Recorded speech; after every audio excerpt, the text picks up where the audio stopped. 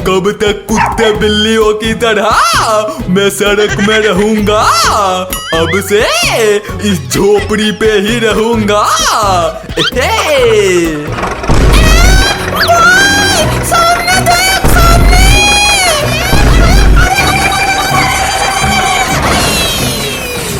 अरे ये झोपड़ी हिल क्यों रहा है? कुछ दिख नहीं रहा। सट्टा, हम झोपड़ी के अंदर हैं। अरे ये आगे कैसे आ रहा है? अरे बाप रे, अरे भूत आ गया, भूत आ गया।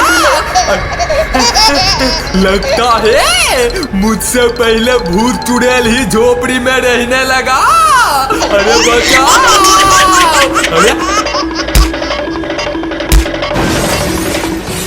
अरे भिखारीलाल, हट जा, सामने से हट जा।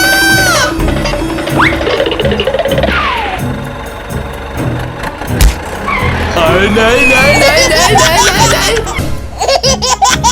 अरे देखो तो भाग जल्दी भाग। भाई ये सारा करतूत इस चिरकुट और तोतला का ही होगा। उड़ा दे इसे, उड़ा दे। ए चिरकुट, मेरा जेसीबी फिर से तोड़ दिया। तोतले, आज तू नहीं बचेगा। इस वीडियो को लाइक करें, शेयर करें और चैनल को सब्सक्राइब जरूर करें।